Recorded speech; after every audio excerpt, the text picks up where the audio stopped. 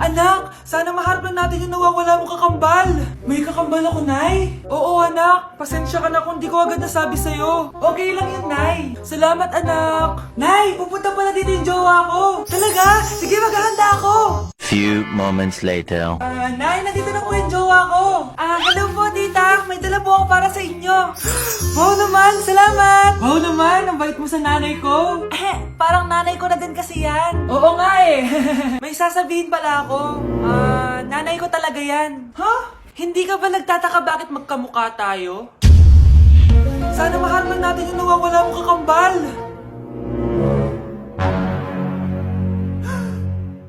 Ako, ang nawawala mong kakambal. Anak, ikaw ba yan? Oo, Nay! Ako ang nawawala mong anak! Pero, jowa kita! Jowa mo pa din ako, pre. Sige, papaalam muna ako, Nay, pwede ba ako sumama sa gala namin magtutropa? Ayan, gala na naman! Hindi pwede! Ano ka? Anak sa mayaman? Nay, sige na! Kasama ko naman yung anak ng kumari mo. Kahit kasama mo pa yung anak ng presidente, wala akong pake! Si nanay naman, napaka-KJ. Mabastos to nag-walk out pa. A few moments later.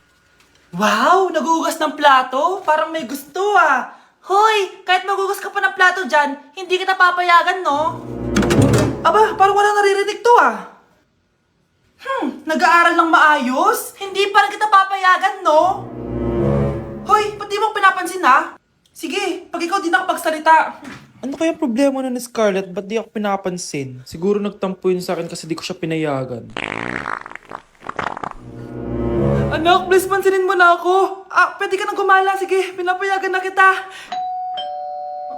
Sino yun? Wait lang, anak. Sino yan? Anak? Nay, sorry di ko na kinaya. Sumama na ako sa gala namin. Pinaprank mo ako, no? Sino yun? Anong pinagsasabi mo, Nay? Buong araw akong wala dito. Nandito ka lang kanina, anak Nay, galing nga ako sa gala namin. Teka lang, anak. Anak?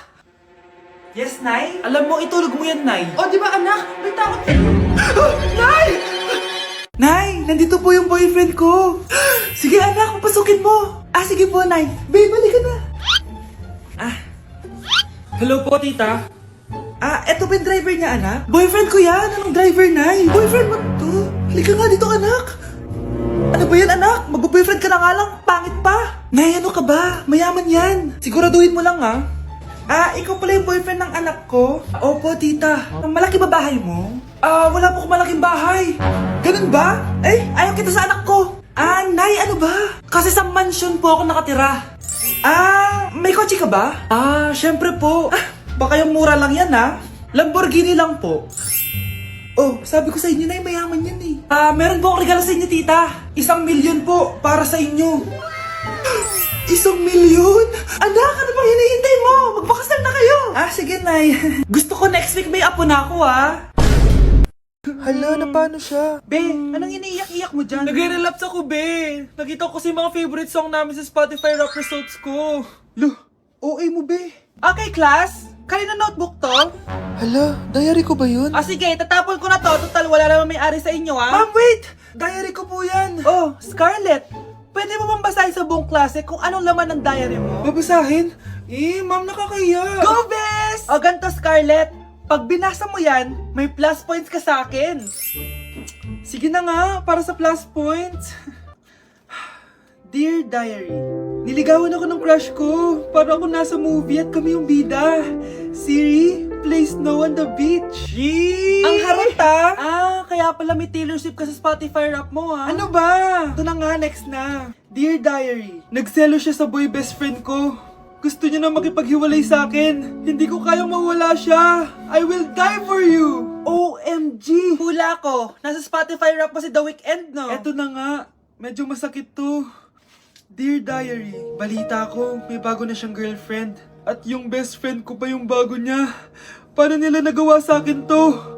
Parehas silang traidor. Hala, okay lang yan, bes. Kaya, ayun.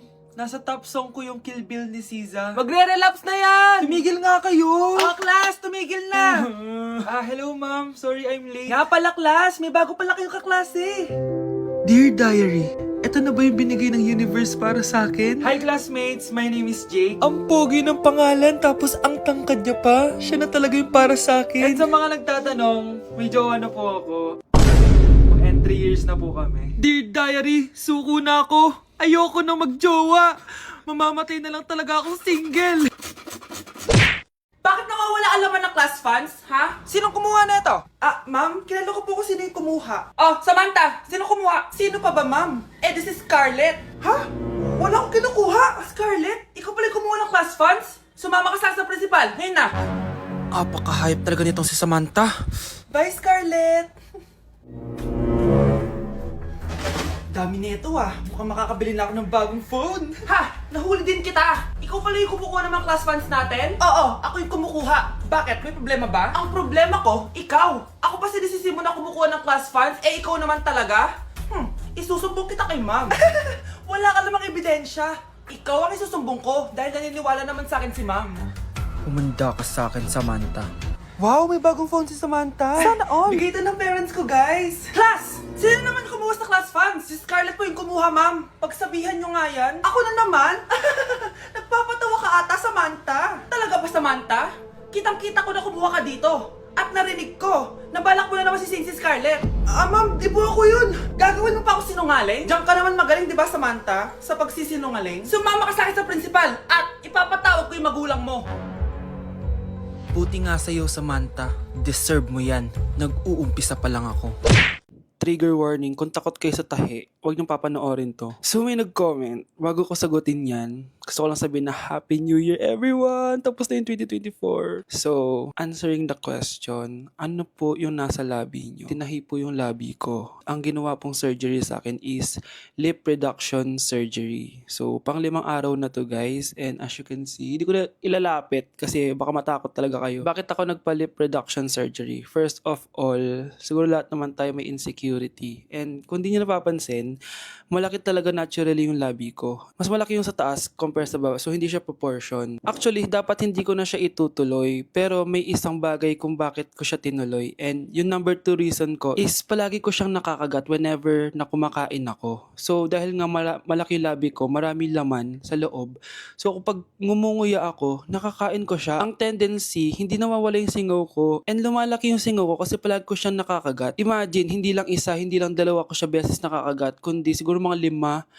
Ganun kalala. So, dugong-dugo talaga. Kaya tinuloy ko na rin siya para finally mabawasan na yung laman niya sa loob at sana hindi ko na siya makagat in the future. Pero syempre, para mas maging confident na rin ako sa mga pictures. Kung nagtataka kayo kung bakit after Pasko or December 26 ako nagpa-surgery, is yun yung earliest na appointment na pwede yung doctor ko. And yun na yung ginrab ko since kailangan kong gumaling before ako bumalik sa school. Kasi di naman ako pwedeng bumalik sa school na nang ganito yung sitwasyon ng bibig ko. Paano ako magre-report, diba? Ito na ata yung sinasabi nilang New Year, New Me.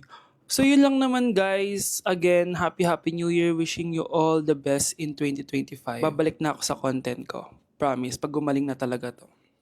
Bye-bye. Ay, yung buhok ko sa Yun din mo, bro. Okay. Nakag yung ano. Wala talaga. Ah! Lord! Ulit!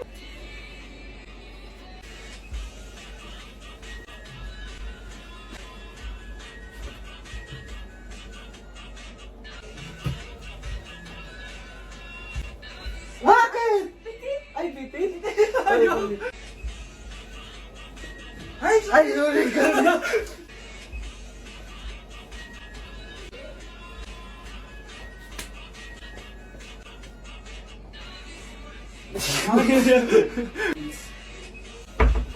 Okay, class. Oh, Jessica. Buti pumasok ka pa. Ang dami mo na miss na quiz. Bagsak ka na sa akin. Nagbakasyon ako. Na-stress kasi ako sa'yo. Ang dami mo kasi pinapagawa. Aba, bakit? Hindi lang naman ikaw yung pinapagawan ko. Lahat kayo. Ano ka dito, prinsesa? Oo. Sa bahay namin, ako ang prinsesa. Kaya kayong lahat, sumunod kayo sa akin. Pumunta ka sa guidance office. Hindi po, ate. You go to the principal's office. Tandaan mo, kami ang nagpapasahod sa'yo, di ba? Ano nangyari kay ma'am? Hala si ma'am! Ang ganda-ganda ko na naghanap ka pa ng iba. Hala, heartbroken ata si Cheska. This sir, feeling main character kasi. Tumatawa ka? Masaya Seryoso kayo, ha? Kapag heartbroken ako, bawal maging masaya. Eh ano naman kung heartbroken ka? Paki namin. Oh, come on, Samantha. Hindi mo pa naman na-experience sa magka-jowa. Kasi walang nagkakagusto sa mukhang yan. Hi! Ako pala si Scarlett. Bago lang ako dito. Oh, paki ko. Tsaka tanggal mo nga yung makeup mo. Dapat ako lang yung maganda dito sa school. Sino ka ba para utusan ako? Feeling main character? Kadiri? Anong sabi mo? Mag-sorry ka sa akin! Sorry! Not sorry. Tsaka mukhang asin kapag may ibubuga ka na. Nakahanap din ng katapat si Cheska. Walang yatong babaeng to. Ako ang main character dito sa school. Bye! Humanda ka sa akin. Grabe na talaga yung bata ngayon. Pati sa panaginip naglato-lato. Anak. Sumasabi na sa kanya yung kaluluwa na lato-lato. Tara, Nay. Lato-lato tayo.